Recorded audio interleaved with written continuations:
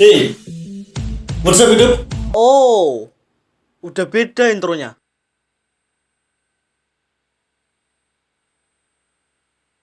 Coba pakai intro lama.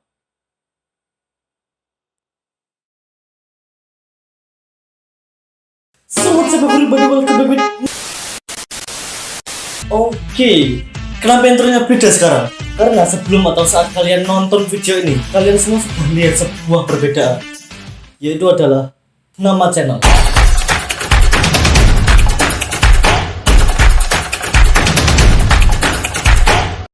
And sekarang, let me introduce to you Sultanosaurus.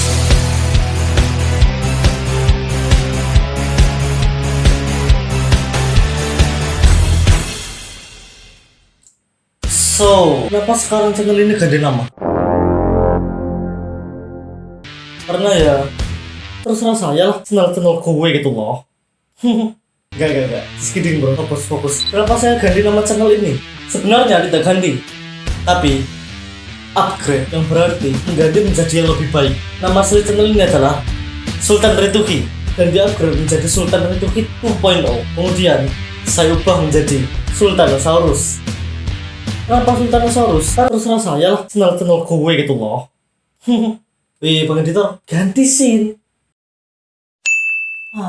Kenapa Sultanosaurus? Karena saya suka dinosaurus. I love dinosaur. Love dinosaur.